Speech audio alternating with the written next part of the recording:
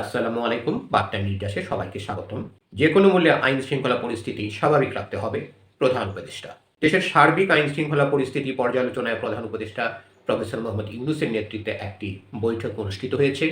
আসন্ন জাতীয় সংসদ নির্বাচনের আগে যেকোনো মূল্যে আইন শৃঙ্খলা পরিস্থিতি স্বাভাবিক রাখতে হবে বলে বৈঠকে নির্দেশনা দিয়েছেন প্রধান উপদেষ্টা। রোববার ২১ ডিসেম্বর রাষ্ট্রীয় অতিথি ভবন যমুনায় এই বৈঠক অনুষ্ঠিত হয়।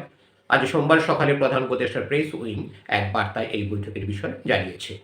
বৈঠকে স্বরাষ্ট্র উপদেষ্টা মোহাম্মদ জাহাঙ্গীর আলম চৌধুরী, জাতীয় নিরাপত্তা উপদেষ্টা ডক্টর খলিলুর রহমান সহ বিভিন্ন নিরাপত্তা ও আইন শৃঙ্খলা বাহিনীর শীর্ষস্থানীয় কর্মকর্তারা উপস্থিত ছিলেন। বৈঠকে বিএনপির ভারপ্রাপ্ত চেয়ারম্যান তারেক রহমানের দেশে প্রত্যাবর্তন, আসন্ন বড়দিন ও ইংরেজি নববর্ষ উদযাপন উপলক্ষে গৃহীত নিরাপত্তা সংক্রান্ত পদক্ষেপ সহ বিভিন্ন বিষয় নিয়ে বিস্তারিত আলোচনা হয়।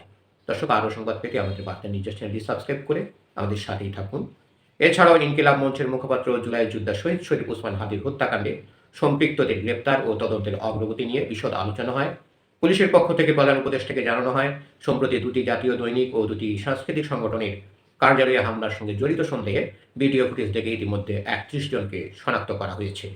এসব ঘটনায় আজ সোমবার সকাল পর্যন্ত ঢাকা সহ দেশের বিভিন্ন অঞ্চলে অভিযান চালিয়ে কমপক্ষে ৬ জনকে গ্রেপ্তার করা হয়েছে। যাদের গ্রেপ্তার করা হয়েছে তারা হলেন মোহাম্মদ কাশেম ফারুকী, মোহাম্মদ সাইদুর রহমান, রাকিব হোসেন, মোহাম্মদ নাইম, মোহাম্মদ সোহেল রানা এবং মোহাম্মদ শফিকুল ইসলাম। বাকি সন্দেহভাজনদের গ্রেপ্তারের অভিযান চলমান রয়েছে। এছাড়াও চট্টগ্রামে ভারতের সহকারী হাই কমিশনারের বাসভবনের নিকট বিশৃঙ্খলা সৃষ্টির চেষ্টাকারীদের মধ্যে ৩ জনকে ভিডিও ফুটেজ দেখে শনাক্ত করা হয়েছে। বৈঠকে ওসমান হাদি হত্যায় জড়িত এবং অন্যান্য বেআইনি কর্মকাণ্ডের সঙ্গে সম্পৃক্তদের দ্রুততার সঙ্গে গ্রেপ্তারের নির্দেশ দিয়েছেন প্রধান উপদেষ্টা।